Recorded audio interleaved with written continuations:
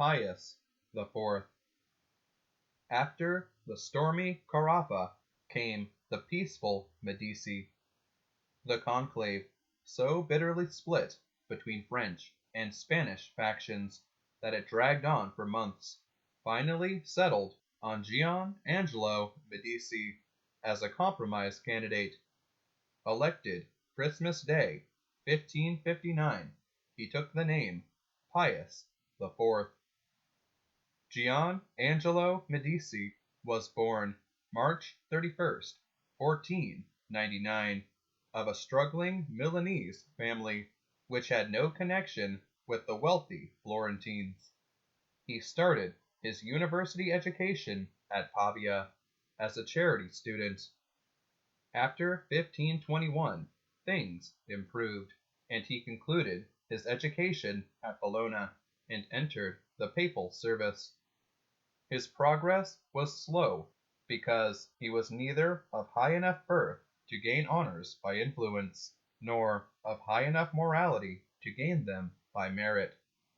At last, created cardinal by Paul III in 1549, he enjoyed some favor under Julius III, but faded into the background under Paul IV. Pius IV was a good-natured, cheerful Lombard. He quickly curbed the power of the Inquisition and removed some names from the index. But for all his mildness, Pius was determined that the work of reform should proceed. With less hubbub, he continued Paul's reform of the papal court, but his great achievement was the successful ending of the Council of Trent. The council had not met since 1552, and the obstacles to its resumption were enormous. It took patient and persevering diplomacy to accomplish its resumption and conclusion.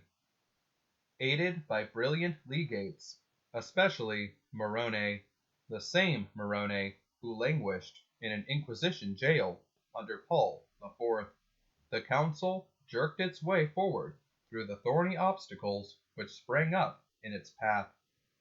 At last, on December 3rd, 1563, it held its final session. When early the next year Pius confirmed the council's decrees, he could justly feel that he had accomplished a great work. Pius, however, had something of a Renaissance prelate in him. He heaped favors on his numerous relatives in the grand manner, but even here he touched gold. One nephew, quickly raised to the purple, proved to be St. Charles Borromeo, the very model of a reformed bishop, and the good angel of the reign.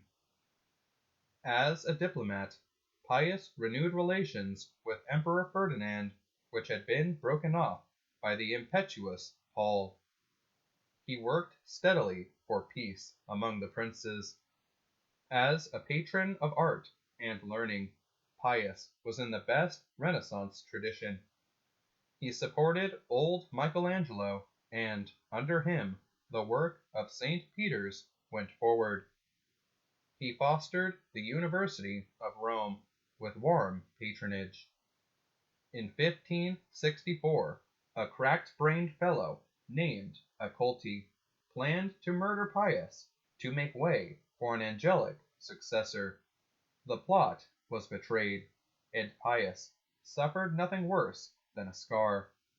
But by the end of 1565, he was tormented by gout, and on December 9, 1565, a fever struck him down.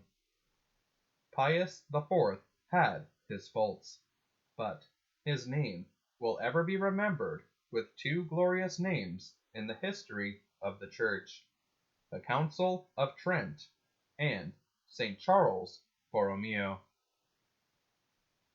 Pius IV, 222nd Pope. Christ our King, thy kingdom come.